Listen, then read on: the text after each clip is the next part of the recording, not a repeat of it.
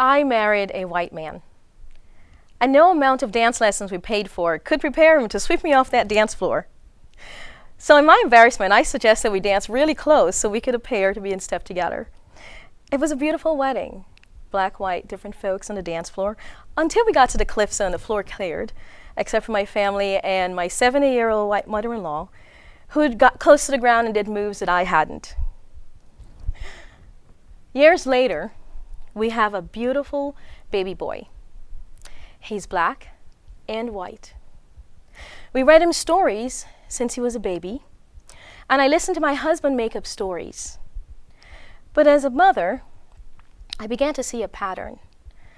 None of those stories would encourage him to embrace his black heritage. It certainly explained to me why, growing up, I learned to value white narratives more.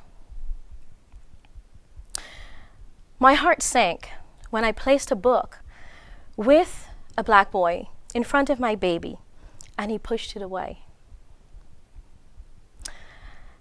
Why did my baby, who couldn't yet crawl, push his book away? I'll never forget that moment. Was he rejecting blackness? Was he rejecting me? I wanted to make sure he appreciated everything about him and made him beautiful. So I approached this like the science education researcher that I am. I knew that my baby loved books he was accustomed to. So I was relieved to learn that he was not rejecting blackness. He was rejecting newness. You see, books were especially important to us because we waited until our son was 5 years old to introduce him to television. So it was interesting to see how books were shaping his ideas as he repeated sayings, cliches, and later on ideologies and ways of being that I could not embrace because they would not encourage him to value his black heritage. I didn't want our son to be boxed in by societal norms I didn't respect.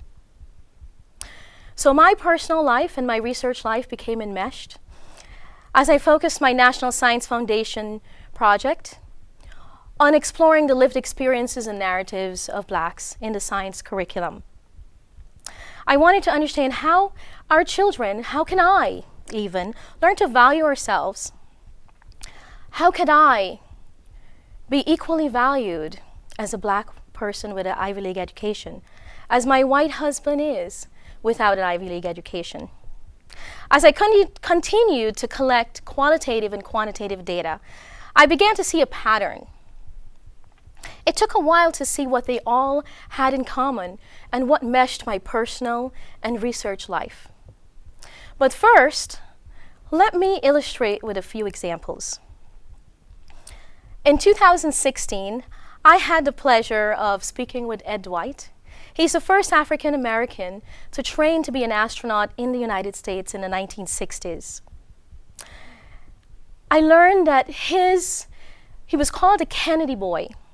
That way others associate his success with being chosen rather than his accomplishments, even though he passed all the challenging tests. Others were told to isolate him, not mix with him or invite him to their home, so that in order to break him. His career was defined by shaming. You see, instead of belonging, we're shamed and feel shame, often through isolation, aggressions, lack of interest, manipulations. It still happens today, especially when people attribute our success to luck from initiative programs rather than to our accomplishments. You see, when blacks are shamed, we distance ourselves from our accomplishments. It's important to note that those who shame us also distance themselves from our accomplishments, often to live up to expectations or a cultural script.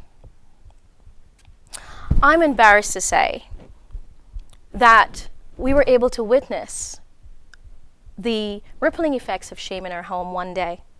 I said something to my husband, who said something to her son, and he stormed off. It happened so quickly, but I knew what was happening.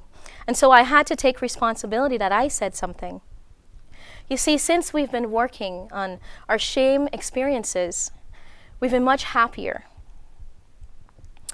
I'm happy to say that everyone says about our son that he's happy, open, and kind. You see, our children shame others. When they experience and feel shame,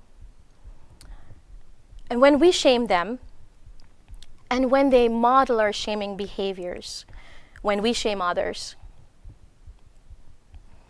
And this brings me to my main point today. Until we get clarity of our shaming experiences that is attached to our identity, we can never have belonging and positive identity for all without shaming others, especially belonging for blacks, and especially without shaming blacks. Until you and I get clarity of our shaming, we will return to the same place, the same emotional place, where we always wonder how we got here, a place we never left. Why do we seem to overreact to situations you might perceive as small?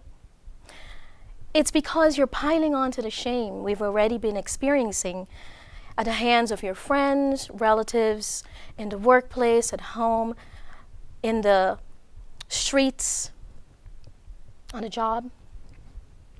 Until you get clarity of your shaming, we will continue to be bonded by our shame. I want to leave you with this call to action. Before we leave today, take out your book or device. Write one thing you're ashamed of or that brought you shame recently.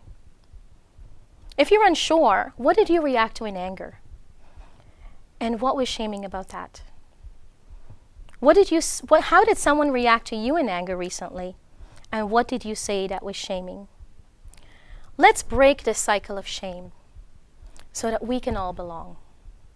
Thank you.